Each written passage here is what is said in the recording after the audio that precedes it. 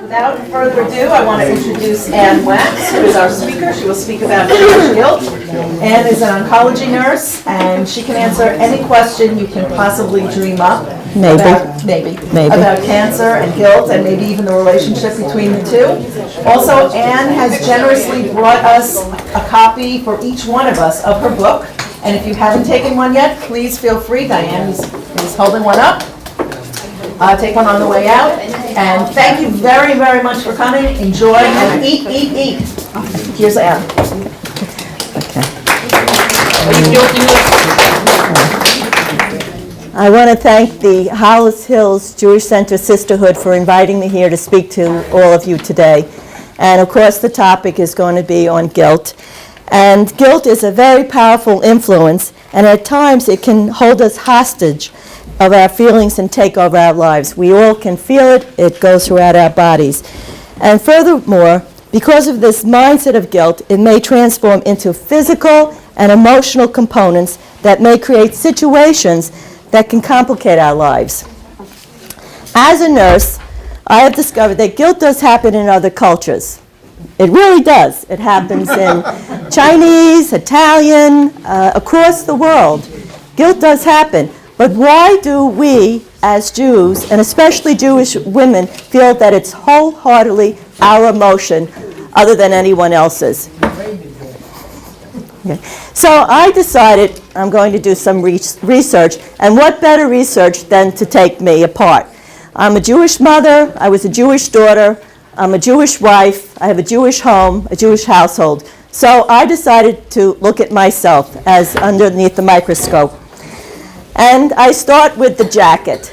Everybody talks about the jacket. You must take the jacket. As a child, I had to take that jacket everywhere, that sweater, everywhere I went, whether it was 90 degrees or not. And of course, my children now, as much to their dismay, subconsciously, they take that jacket or that sweater. Even when I was in synagogue during the high holidays, I had very good friends who had a grandchild, and they insisted upon their daughter-in-law to take 3 sweaters and 2 blankets in case this child was going to be cold. How many of you ask your children, are you eating? No, I don't think any of you children are starving, but are you eating? Every time I have a conversation with my adult children who don't live at home, I say to them, what are you eating? Are you eating? And even care packages go along the way many times into their homes. Every phone conversation, what are you doing with your life? Even though they're well-established adults and financially independent, what are you doing with your life? What are you doing today? And what is going on? And then, when you call them and they don't call back, what do? You start to panic. What happens? Right? 5 minutes. In fact, today my daughter actually called me to wish me good luck for this presentation, and she was worried that I didn't call her back within 5 minutes' time. What happened? I was taking a shower. I was preparing. What happened? Why didn't you call me back? And then today, I think it's quite ironic. I start getting dressed for this presentation, and I hear my mother's voice. That blouse is no good. Put something else on. Maybe this pin is not what it's supposed to be. Make sure your stockings are just so. As I'm walking out the door, I'm hearing her voice. And what do I do to my children? I do the same thing. And it's a subconscious energy. And then you always are reminded what your ancestors have done for you. I don't know how many of you feel that way, but I know my family's history. I never met half the people or 3/4 of the people, but I know what my ancestors have done for me. And then my mother-in-law. She used to make the most favorite of my foods. They were so favorite that they became my unfavorite foods. And when she would present it to me, and I said, please don't make this anymore, she would get very upset and say, why? What's wrong with it? And this could go on for 20 and 30 years. And then you say to your children, you're only doing this, why? Because you care about them. And you really do. You really care about your family, your friends, and the society. So then I decided, after I looked at myself and my family, I wanted to know, where did our concern start? How did our guilt evolve into what it is today? So I decided, let's go back to Genesis. Let's go back into the Garden of Eden, where Eve offered the apple or the pomegranate to Adam. All right? That changed everybody's lives. And because of this action, this one moment of indiscretion from Adam to take this forbidden fruit, it changed everything. We were kicked out of the Garden of Eden. We had to change our dynamics. We had to wear clothes. The whole world changed, became unbalanced because of this one moment, this one situation that could change our lives. The other part to this is, which is when we make our challah, Erev Shabbos, many Jewish women, when they make this bread, they take off a piece of dough and they burn the piece of dough. Does anybody know why this happens? No. Excuse me? Does anybody know? Because my grandmother did it. Okay, your grandmother did it, and then her mother did it before, and it's going back through ages. And the reason why they did this, the background, was, again, because of the Garden of Eden. It takes, when you take that dough, you acknowledge that Eve gave this apple to Adam, and we are symbolizing, even to this day, the guilt that what we women so-called did to men. And sometimes our husbands tell us too. Then we have the Ten Commandments. That is also passed down to us. The moral compass to the Jewish people. Now, what is about the Ten Commandments? There's only 10 commandments, but what does it do to us? There's 5 laws, 5 commandments between God and us as people, and 5 laws between humankind of how we relate to our fellow people. I would say fellow man, but this is a women's event, so womankind also. And how do we do it? We have to honor thy father and thy mother, and many of us, sometimes we can't because our parents may have been abusive to us, or maybe we just didn't like our parents regardless of what their personalities were. But we feel compelled that we have to honor them. We can't lie. Perhaps, sometimes we have to lie for survival. And we're taught we're not supposed to lie. We're taught that we're supposed to observe Shabbos. Many times we can't do that financially, or we just don't feel the need to be a spiritual person regarding to go to Shabbos or going to synagogue. And so that passes us down. And then, as every Jew, we are taught tikkun olam. We're taught that we are responsible for the world. That's right. We're taught that we're responsible. We're taught that if we save one life, just one life, we help save the world. So I know many of you, you're here today, all of you are involved in the sisterhood, you're involved in charity events, you volunteer, you go out, you do things, you help friends, you have different societies, to help people. I mean, all this touched the lives of so many different people.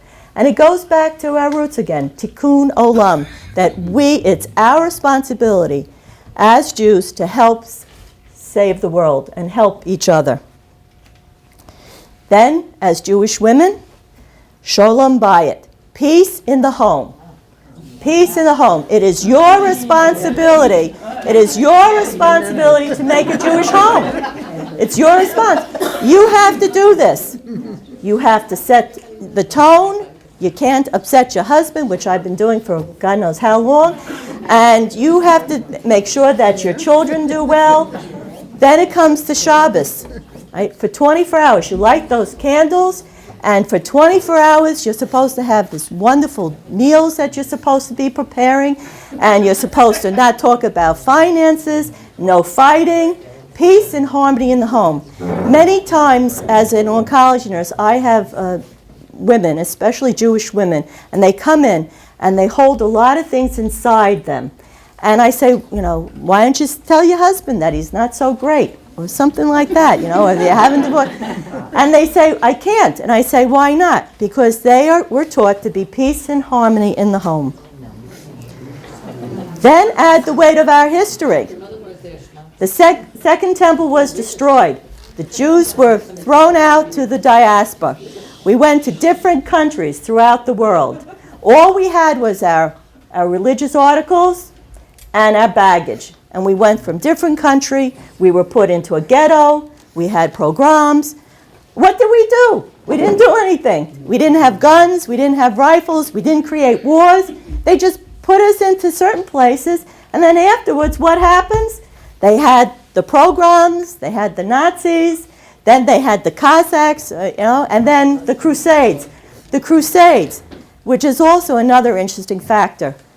So what happened with the Crusades? Now we have Yiscah, and that also causes guilt. Many people who don't go to synagogue will go to say Yiscah 4 times a year just to remember their parents, to acknowledge what happened. And the Crusades were 2,000 years ago, but that guilt still comes down as a thread.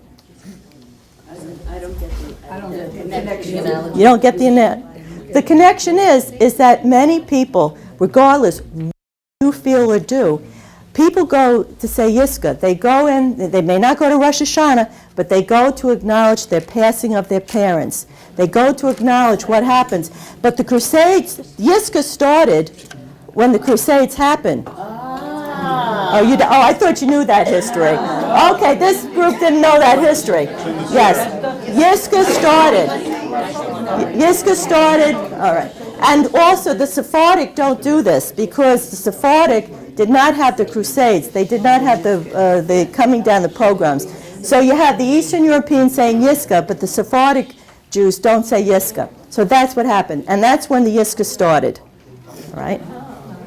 So the Inquisition didn't do that? No, the Inquisition was also for the Sephardic Jews, and they expelled everybody out. But no, the Yiscah started under the Crusades when the Crusades came down and wiped everybody out. And there was so much tragedy that you couldn't say Kaddish for one person, so they made it a group participation. Okay. And then, above all else, is the silent voice. The voice that's inside that you will achieve. You have to achieve. I mean, that it goes. Do you go to college? Yes. Maybe yes, maybe no. But you know when you're born, you're going to go to college. You know it. You know it. And the discussion. You may not get there, but you know you're going to go to college. You're supposed to get married. And all these things are laid out, is the inner voice. Yes. And see, now you feel guilty. Now the next one, because of modern science, we now have the genetic mutations, the BRCA1 and the BRCA2, the breast cancer 1 and the breast cancer 2 genetic mutations. I've lectured this to so many different groups, this topic, this subject. And it's a very hard topic to speak on, especially to a Jewish group, because again, 1 in 40 Eastern European Ashkenazi Jews had this BRCA mutation. And that is a lot of people that have it. And what happens is that the mutation occurs, it doesn't occurs over because of an environmental type of situation. It occurs the moment you are conceived. The moment when the egg and the sperm come together, you're conceived, you have that mutation for the rest of your life. And it can predispose you to cancer, breast and ovarian. And that does not mean that you will get cancer. I want people to understand that. In fact, they're doing studies now to show just because you have this mutation does not mean that you're going to get cancer. Angelina Jolie, she made a big to-do about all this, and she made a whole big thing, and actually I think she did a disservice to the community by her education. But that's a whole other topic, and we'll talk about that afterwards. Now, the interesting part with the BRCA mutation, you get this through your mother or through your father. So when I lecture to groups and people stop and they say, I get this through my mother or my father, you know, sometimes you can feel a bit angry because what happens? You have this mutation, it may cause a situation that you don't want, and you start to feel angry. Or the other situation can be, you can pass this on to your children. And you have fear. You have fear that, yes, you don't want to predispose your child to anything that can cause harm. And then there is the silent energy that is passed on from one generation to another, where there are no words spoken.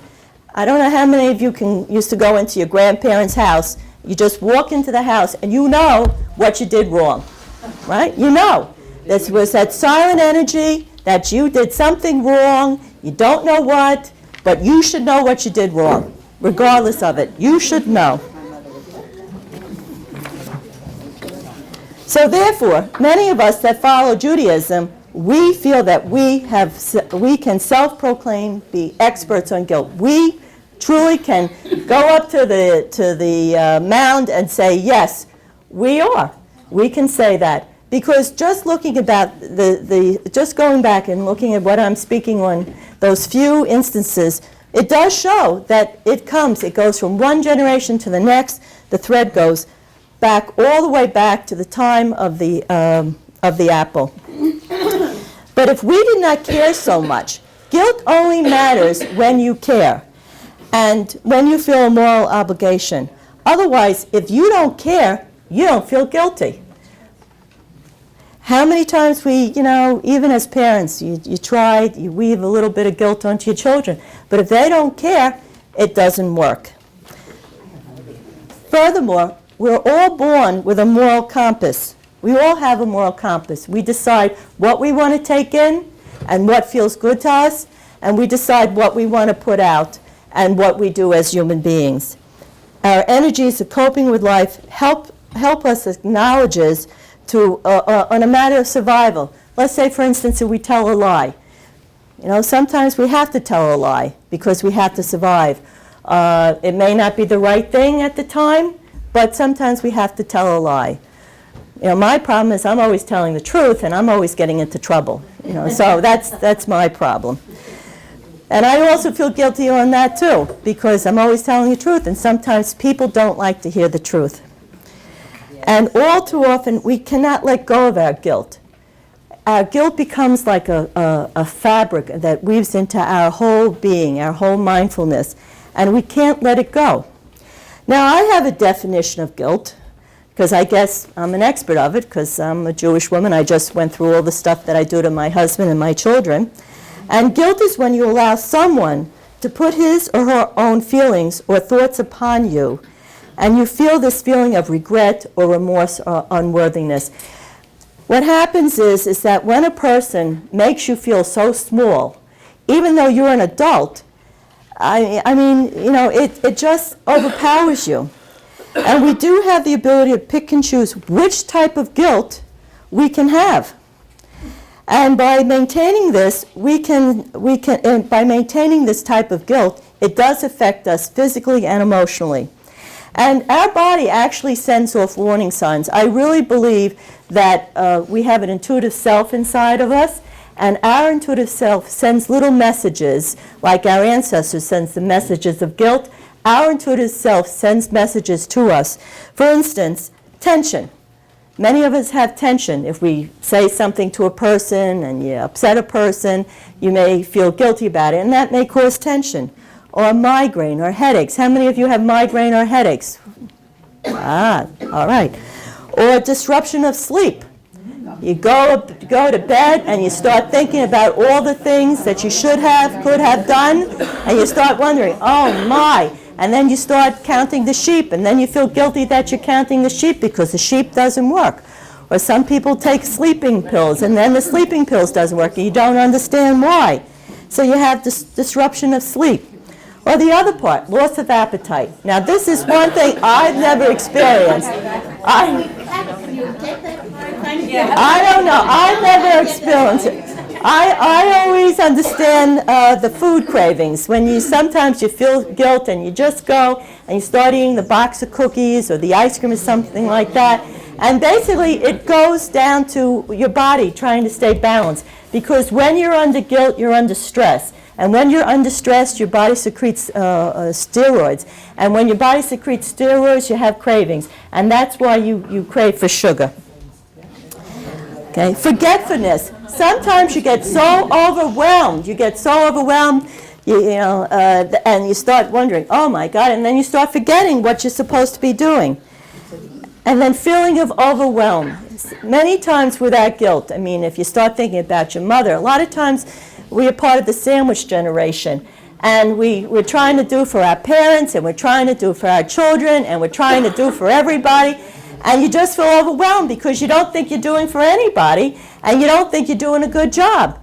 But you're still functioning, and you get overwhelmed. And then waking up being tired. Well, if you don't get a good night's sleep because you can't count the sheep right, and you're getting all upset, then you wake up tired. And, you know, you need your sleep. It is proven that you have to get your sleep. That's one of the ways of preventing cancer, is through the sleep process. And irritability. When you get over a stimulus, when you have all this stuff going on, you get irritable, you know, because you don't know which way to turn. It's just overwhelming. The longer we have these negative thought patterns, and this emotional pain, the greater damage it does to our bodies, physically and emotionally. Because every time when you release these negative thoughts, it talks to every cell in your body. This has been proven. And when it speaks to every cell in your body, it changes the chemical components. Now, when you feel good and you're happy, your body releases endorphins. When you don't feel good, your body also secretes steroids. And steroids, start the inflammation of the body, and it is not a healthy thing. Now, guilt can come as a form of a mask over your true emotions. We are very good at hiding our emotions, our guilt, and I also can say it has an umbrella effect. Anger is a form of guilt. We can go back to the BRCA mutation. Many of us, when we receive this news that we have this BRCA mutation, we get angry at our parents. We really don't want to be angry at our parents because they didn't do anything. This BRCA mutation goes back, way back, thousands of years, and we get angry. And then we have fear. Fear. What's going to happen to our children? That fear that guides us. And then there's grief. Many times with grief, we have grief. Some people who are survivors, some people who have lost loved ones through suicide, they have grief. And they say, I should have, could have, I should have done something. I should have done something. And the grief is so overwhelming that it's our body protects ourselves, and so we transform that into guilt and procrastination. How many of you have procrastination? I know, yeah, okay. Can you tell me why you have procrastination? I'm afraid of making a mistake. Okay. Making a mistake. Making a mistake. Do I buy the blue chair or the green one? Will it go better with the carpet or not? Okay, that's right. Foolish things. Well, no, it's not foolish because you feel guilty if you have spent that money. And then you will hear about it, and then the voice of your mother or your father or your grandmother comes back to you because those voices are very much alive. I also find procrastination when you don't want to pick up that telephone. That person on the other side, you really don't want to talk to that person. So you procrastinate because you don't want to hear what they will make you feel. And indecision, which you just said, you're not sure. Should I do this or should I do that? So that inner voice says, well, maybe not. And then if you don't buy that blue chair, then you feel guilty because you go home and it was a wonderful sale and you should have bought it. And then you feel guilty that you're going to have to go out and spend more on something that's not worth it. And then the other mass or the umbrella underneath the umbrella is depression. How many of you feel depressed with guilt? How many of you? How many do you feel depression when you feel guilty? You know, I should have done something. I should have. And it's very hard because what I have discovered in life, when you say should have, first of all, that's wasted energy because the guilt is placed upon you. You put it upon you. And whatever happens, it's that other person's choice. It's the other person's personal choice. It's your choice that you can keep the depression, which will make you sick, but you can let it go. Okay. And then we have the self-defeating attitudes, turning down a job or feeling you're not worthy of having goodness or abundance. And this, I always say, goes back to how you were raised as a child. I always, in fact, when I was doing this preparation for the speech, I thought about how I was raised as a child. And my mother would make her meals. My mother was a very good cook, but certain times I didn't like what she put on the table, such as fish and liver, right? And then she would put this on the table, and I didn't want to eat it. But I heard about the children that were starving in China. Now, I don't know if any of you heard that. I don't know which ethnic group was starving, but these children were starving. I had nothing to do with it. But I knew I had to eat that food because it was my obligation, because children were starving. And then we have rage, sadness, and the chronic disease. Many times people who experience chronic diseases or have cancer, they feel guilty that they put this upon their family. And that's another component that people have to understand, that you have to let go of that energy. You didn't cause the situation, so therefore you should not feel that, the guilt that what you're doing to your family. But nevertheless, there is healthy guilt. Believe it or not, there is healthy guilt. And there are times when we feel that what we are doing is too much, that we may be spending our time in different ways that don't benefit our families, but we're still doing what we're doing. And that component I like to speak about is about women with children. We have all these books now. I just became a grandmother, and my daughter is a stay-at-home mom now. She had some, misgivings. Maybe she should go back to work. And then all these books are coming out that, well, maybe I should go to work, and or should I stay home, and how is my child going to be raised? And I told my daughter, it doesn't matter what you're going to do, because at the end of the day, and I can talk from experience, at the end of the day, when they get older, you're going to hear about what you did or didn't do. So therefore, you just make the decision and just say, this is what it is, and just say, all right, and you do the best you can. And if this works for you, and this guilt works for you, that's okay. You can do it. And throughout our lives, we have to understand what guilt does to us. And we have to acknowledge it and be aware of it. Because, as I say, it can start having severe physical effects on you. So I say, and I say this to my patients over again, make a note to self that the next time you start having these feelings, let it come with an understanding that guilt is a process. That's all it is. It's just a process.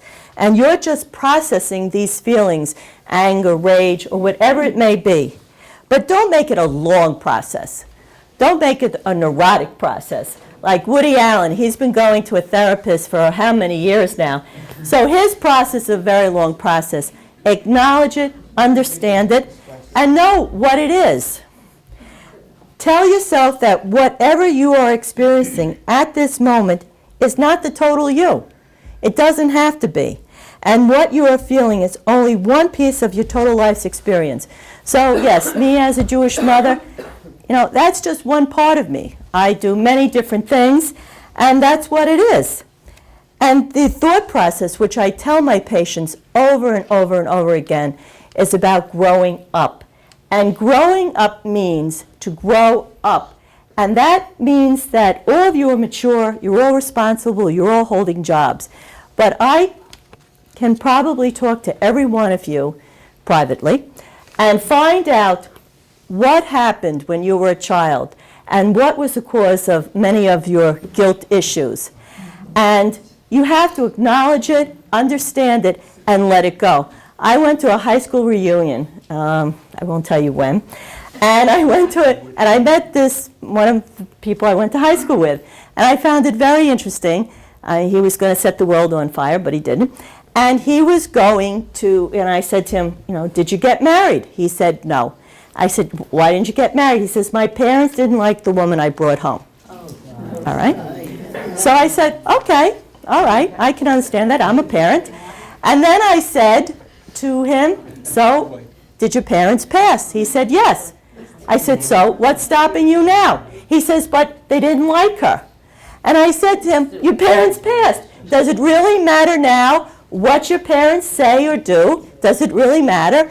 And, but that's what it is.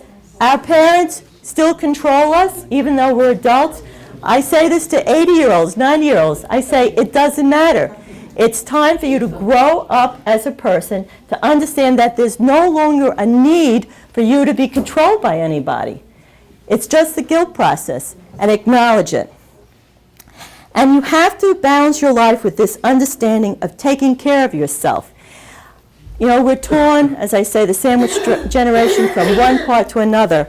And it's not a selfish act to acknowledge that, you know what, it's okay for you to get some rest. It's okay for you to get your nails done. It's okay for you to go out and have fun, or maybe go to a spa. It's all right. You don't have to keep giving all the time. Because if you don't take care of yourself, no one takes care of yourself. Okay. And the negative energies that you have, that you place upon you, I always tell everybody, everyone needs a sewage treatment plant. You know, everybody. You got to get the sewage up and out of your body, because if you don't get the sewage out of your body, it festers. And when you have the sewage treatment plant in your body and it rises up, I tell people to look like at a clear lake. You want the lake to be pristine. So as you're getting rid of the sewage and all the nuances of the negative that's in your body, you are actually cleaning, and you're helping the immune system, and you're helping yourself to be a form of healing, which is very important. So Gilda Radner said, there is no real security except for whatever you build inside yourself.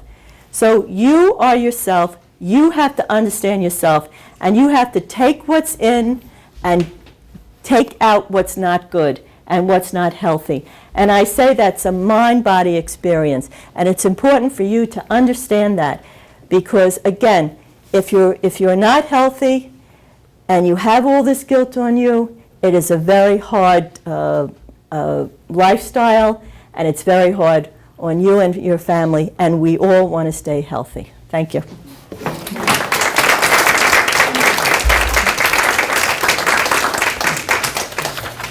Any questions?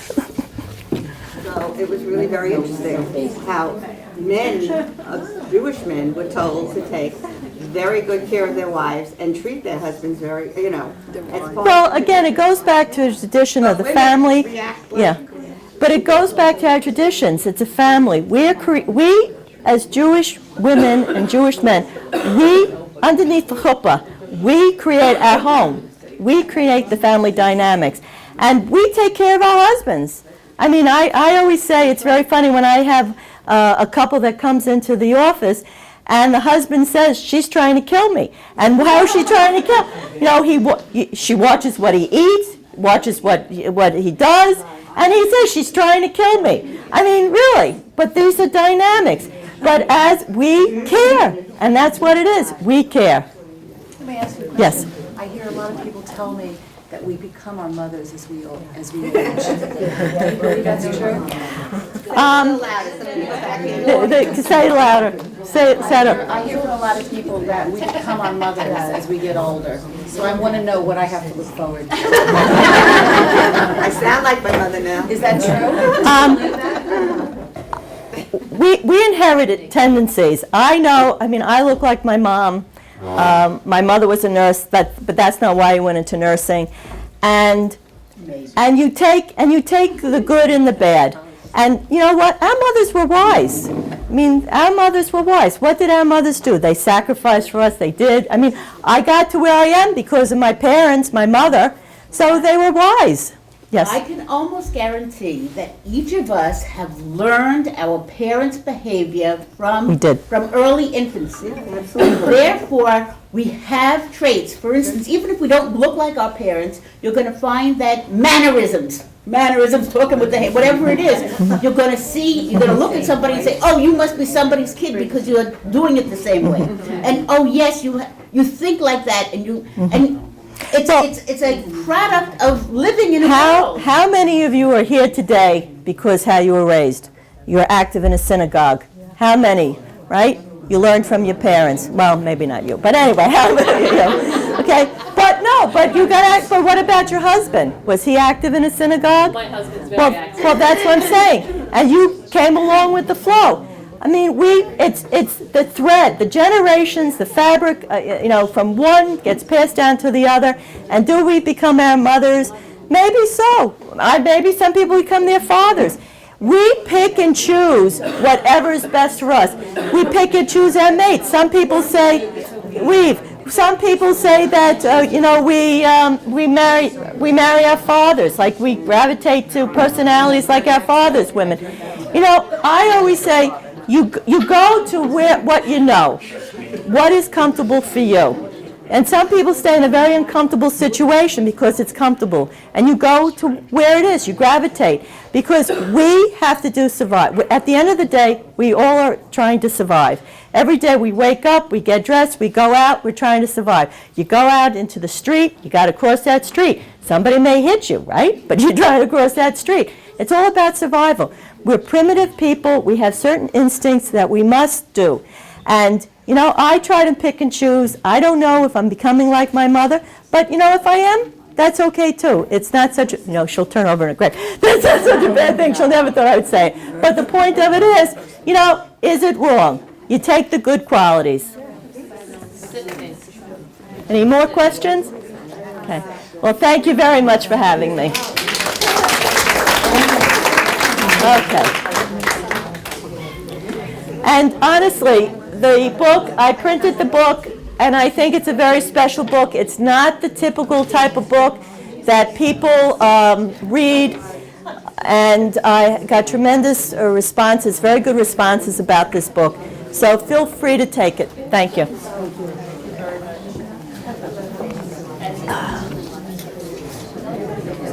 Okay? Oh, thank you. Thank you very Thank you. much, Anne. Thank you.